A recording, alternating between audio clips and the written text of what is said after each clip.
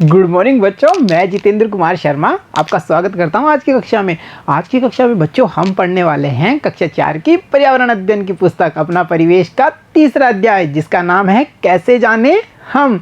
बच्चों इस पाठ के 3 भाग हम पढ़ चुके हैं, जिनमें हमने दादाजी और सोनू से मुलाकात की थी, जो योग शिविर के लिए निकल पड़े हैं। रास्ते में दादाजी ने जलेबी की दुकान पे जलेबियाँ खरीदी हैं और उन्होंने सोनू को कई सारे अंगों के बारे में बताया है। साथ ही साथ हमने ये भी जाना कि हमारे शरीर की जो ज्ञानेंद्रियां हैं कौन कौन सी, कान, आँख, नाक, जीभ और त्वचा हमें बाहरी चीज़ों का ज्ञान प्राप्त करवाती हैं। दादाजी ने हमें गुड टच और बैड टच के बारे में भी बताया। साथ ही साथ अगर हमें किसी का छूना पसंद नहीं आता तो हमें उसे मना कर देना चाहिए, ऐसी बात भी दादाजी ने हमें बताई है। तो बच्चों इतना कुछ सीखने के बाद में मैं चाहता हूँ हम एक बार फिर मिलें दादाजी और सोनू से और देखें अब दादाजी सोनू को और क्या बताने वाले हैं। तो बच्चों आज दादाजी और सोनू बात करेंगे नापने के बारे में कि नाप के जाने हम, मतलब नापना, किसी वस्तु को कैसे पता करें, ये लंबी है कि छोटी है कि मोटी है कि पतली है, ये सब चीज़ें कैसे पता कर पाएंगे। तो दादाजी और सोनू नापने के बारे में क्या क्या बात कर रहे हैं, तो चलो देखते हैं पाठ में। देखो बच्चों, सोनू कहता है दादाजी आपने जलेबी वाले को पाव जलेबी तोलने को कहा, ये पाव क्या होता है। दादाजी ने जब जलेबी खरीदी तो जलेबी वाले को कहते हैं भाई तू पाव जलेबियाँ दे दे। तो सोनू देखता है ये पाव क्या होता है। तो दादाजी सोनू को बताते हैं बेटा पाव यानी आधा किलो का भी आधा, यानी 250 ग्राम। तो बच्चों यहाँ कुछ समझ में आ रहा है, आधा किलो का भी आधा पाव होता है, 250 ग्राम, ये सब चीज़ें क्या हैं बच्चों, ये वजन नापने की इकाइयाँ हैं। तो चलो हम विस्तार से देखते हैं ये वजन नापने की इकाइयाँ क्या क्या हैं, कौन कौन से वाट होते हैं और किलो क्या होता है, पाव क्या होता है, आधा किलो क्या होता है, समझते हैं इन बातों को। देखो बच्चों आपको दिख रहे हैं खूब सारे बाट, देखा होगा ना आपने ऐसे बाटों को किराने की दुकान पे। जब हम किराने का घर का सामान लेने जाते हैं पापा के साथ तो हमने देखा है ना, या मम्मी के साथ जब हम सब्जियां खरीदने जाते हैं तो वहाँ भी हमने सब्जी वाले के पास ऐसे बाटों को देखा होगा, देखा है ना आपने। तो बच्चों ये बाट होते हैं 50 ग्राम के भी, 100 ग्राम के भी, 200 ग्राम, 500 ग्राम, 1000 ग्राम या 1 किलो भी कह सकते हैं। उसके बाद में 2 kilo, 5 kilo, 10 kilo, 50 kilo, 20 kilo, सब तरीके के हर प्रकार के, हर आकार के, हर वजन के बांट होते हैं जिनको आपने देखा है। तो बच्चों इन बांटों की सहायता से किसी भी वस्तु का वजन किया जा सकता है। और हाँ, जैसा कि दादाजी ने सोनू को बताया था, एक पाव में 250 ग्राम होंगे और आधा किलो में बच्चों देखो यहाँ पे 500 ग्राम होंगे और 1 किलो में 1000 ग्राम होंगे। तो देखा आपने, वस्तुओं को तोलने के लिए हम बाट या तराजू का प्रयोग करते हैं, जिसमें कि हमें 1 किलो, आधा किलो, पाव ऐसी चीज़ों का ज्ञान भी होता है। बच्चों कभी आपने सोचा है क्या सभी वस्तुओं को तोल कर ही वजन प्राप्त किया जा सकता है? ऐसा हो सकता है क्या? सोचो सोचो। नहीं बच्चों, कुछ वस्तुएं ऐसी होती हैं जिनकी लंबाई नाप करके पता किया जाता है, कुछ वस्तुएं ऐसी होती हैं जिन्हें नाप के द्वारा, बर्तन के नाप के द्वारा, धारिता के द्वारा पता किया जाता है। तो चलो बच्चों देखते हैं कि और अनेक वस्तुओं को हम किस प्रकार उनके वजन, उनकी लंबाई का पता कर पाएंगे। तो देखते हैं इस बारे में दादाजी और सोनू क्या बताते हैं। सोनू पूछ लेता है दादाजी आधा किलो और आधा किलोमीटर एक ही बात होती है क्या? देखो सोनू ने कितनी अच्छी बात पूछी है, आधा किलो और आधा किलोमीटर एक ही बात होती है क्या बच्चों? तो दादाजी क्या कहते हैं, देखो दादाजी कह रहे हैं नहीं बेटा, किलो वजन का माप है और किलोमीटर दूरी का माप है। देखो बच्चों जैसे हम कहते हैं ना मेरा स्कूल आधा किलोमीटर दूर है, और हम कहते हैं मैंने आधा किलो मिठाई खरीदी है, तो ये अलग अलग चीज़ें। किलोमीटर किसके लिए बोला हमने? दूरी के लिए। तो जो किलोमीटर है वो दूरी नापने में काम आता है, जबकि किलोग्राम किस में आता है? वजन नापने में। जैसा हमने बोला आधा किलो मिठाई, 1 किलो केले, 1 किलो आम, ये सब वजन नापने में काम आ रहे हैं। तो बच्चों यहाँ देखो आगे दादाजी उसको बताते हैं, सोनू बेटा दूरी को पहले इंच, फीट, फरलांग और मील में नापते थे। देखो बच्चों इंच, फीट, फरलांग, मील, ये दूरी की इकाइयाँ हैं। ज़्यादा बड़ी दूरी को मील में नापा जाता था, उससे कम दूरी होती थी फरलांग में, उससे छोटी इकाई हमारे लिए फिट है और सबसे छोटी इकाई इंच होती थी। ये पुराने ज़माने की बातें हैं। पहले के समय में व्यक्ति इन्हीं से ही दूरी का पता करते थे। आजकल बच्चों नई विधियाँ आ गई हैं जिसमें हम सेंटीमीटर, मीटर, किलोमीटर में दूरी को नापते हैं। और बच्चों दादाजी ने बता दिया सेंटीमीटर, मीटर, किलोमीटर, तो कुछ समझे इनके बारे में, कुछ जाने इनको। तो चलो जानते हैं दूरी के माप के बारे में। देखो बच्चों, 1 किलोमीटर में 1000 मीटर होते हैं और 1 मीटर में 100 सेंटीमीटर होते हैं। कुछ आया समझ में? देखो यहाँ पे सबसे छोटा कौन होगा? सेंटीमीटर।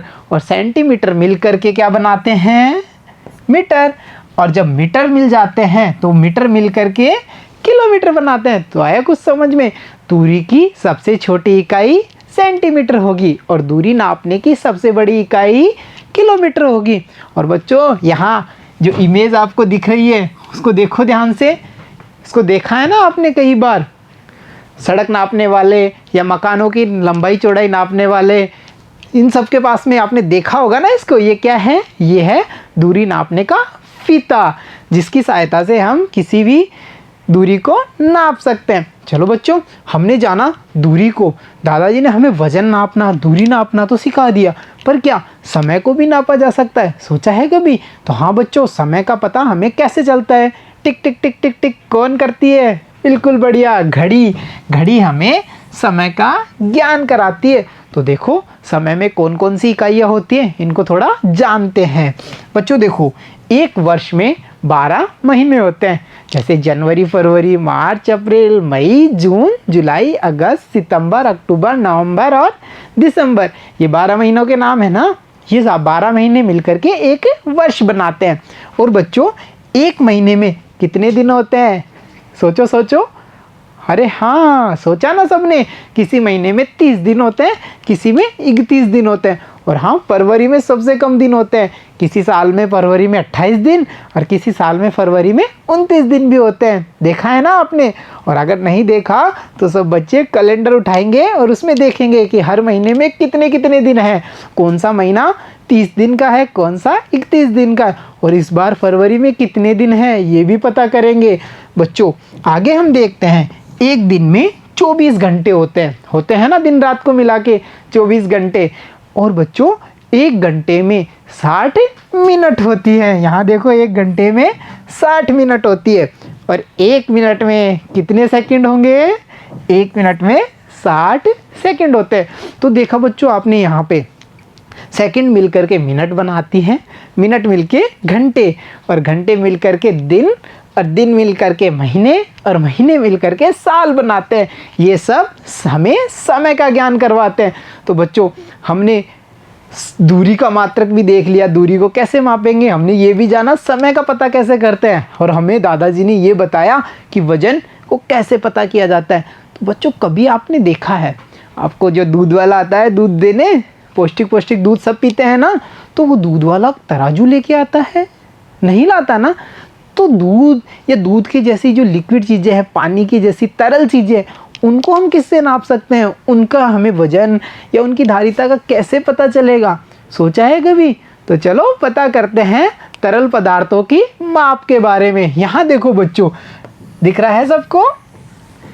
मग दिख रहे हैं ना, मापने वाले मग। ऐसे मग देखे होंगे आपने दूध वाले के पास में, देखे हैं ना, सुबह सुबह दूध वाला आता है तब। तो बच्चों ये मग अलग अलग आकार के होते हैं, जिनमें सबसे बड़ा देखो 1000 मिलीलीटर का होता है, उससे छोटा 500 मिलीलीटर, उससे छोटा 200 मिलीलीटर, उससे छोटा 100 मिलीलीटर, और बच्चों इससे छोटा 50 मिलीलीटर भी आता है। तो बच्चों आपने देखा तरल पदार्थों को इन मग की सहायता से, इन कप की सहायता से नापा जाता है। तो बच्चों जो 1000 मिलीलीटर होता है उसमें 1 लीटर होता है। दूध वाले भैया आते हैं ना सुबह, लो 1 लीटर दूध, तो कौन सी वाले कप का यूज करेंगे? वो उस वाले का। उसको भरा और डाला, हो गया 1 लीटर। पता चला कुछ? तो बच्चों आपने और हमने मिलकर के विभिन्न प्रकार के दूरी के मात्रक, विभिन्न प्रकार के समय को मापने के मात्रकों को, साथ ही साथ हमने तरल पदार्थों की माप और वजन की माप के बारे में विस्तार से चर्चा की है। अब मैं चाहता हूँ आप और हम मिलकर के कुछ अभ्यास प्रश्नों को हल करने की कोशिश करते हैं। तो देखो बच्चों, पता कीजिए और बताइए, समय के माप की इकाई क्या है? जैसा कि हमने देखा था पीछे, समय को हम सेकेंड, मिनट, घंटों में माप सकते हैं कि भाई 3 घंटे हो गए, तेरे को 5 मिनट हो गई, 20 सेकंड में ही आ गया। ये सब किस चीज़ से जुड़े हुए हैं? ये समय से जुड़े हुए हैं। तो हम यहाँ लिख देंगे समय की माप की इकाई घंटे, मिनट और सेकंड होती हैं। अगला जो प्रश्न है बच्चों, वो देखो, ज्योमितीय बॉक्स में जो छोटा स्केल है उस पर कितने सेंटीमीटर अंकित हैं? देखा है ना ऐसा स्केल, सभी के ज्योमेट्री बॉक्स में होगा, है ना? देखो देखो सब बच्चे, उस पर ये देखो बच्चों, उसमें सेंटीमीटर कितने लिखे हुए हैं ये आप पता करेंगे, और जितने लिखे हुए हैं वो यहाँ पे आपको लिखना है। तो है ना मज़ेदार प्रश्न। चलो और देखते हैं अगला प्रश्न कौन सा है। अगला प्रश्न है, आपके सब्जी वाले के पास तौलने के लिए कितने कितने वजन के बाट हैं? जैसा मैंने बताया था, जब हम पापा मम्मी के साथ बाजार जाते हैं, सब्जी वाले के पास, किराने का सामान लाने वाले के पास, तो हम देखते हैं उनके पास अलग अलग वजनों के बाट होते हैं। तो आपको भी ये पता करना है कि आपके जो सब्जी वाले हैं उनके पास कितने कितने किलो वाले बाट हैं। 50 ग्राम वाला भी है कि 100 ग्राम वाला भी है, 200 वाला है कि 2 किलो वाला भी है। ये सब बातें आप पता करेंगे और यहाँ पे लिखेंगे। तो बच्चों अब देखते हैं हम अगला प्रश्न। अगला प्रश्न है कि दूध की इकाई को हम कैसे माप सकते हैं? बताया था ना मैंने, तरल पदार्थों को नापने की इकाई कौन सी होती है? लीटर और मिलीलीटर। तो यहाँ पे आप वो लिखेंगे कि हम दूध की इकाई को कैसे माप सकते हैं। अब बच्चों जो हमारा अगला प्रश्न है, अगला हमारा प्रश्न है, दूध वाले के पास दूध मापने के लिए क्या होता है? उसका चित्र बनाओ। जैसा मैंने आपको बताया था पीछे, 1000 मिलीलीटर के कप, 500 मिलीलीटर के कप देखा था ना हमने, जिनसे हम दूध या तरल पदार्थों को माप सकते हैं। तो दूध वाले के पास वो माप होती है जिनसे वो दूध को नापता है, और आपको यहाँ पे उसका चित्र भी बनाना है। तो देखा बच्चों आपने, हमने दादाजी और सोनू से जो हमें ज्ञान प्राप्त हुआ उसके आधार पे हमने कितने सारे प्रश्नों को कितनी आसानी से हल कर दिया। अब हम चलते हैं और देखते हैं हमने क्या क्या सीखा है। तो बच्चों हमने सीखा हम अपनी ज्ञानेंद्रिय कौन कौन सी, वो 5 अंग याद आ रहे हैं ना, जिनसे हमें बाहरी ज्ञान प्राप्त होता है, जिनमें नाक, कान, आँख, जीभ और त्वचा से अपने आसपास की दुनिया को जानते, समझते और पहचानते हैं। जैसा कि बच्चों मैंने बताया था, ज्ञानेंद्रिय हमें आसपास का ज्ञान प्राप्त करवाती हैं।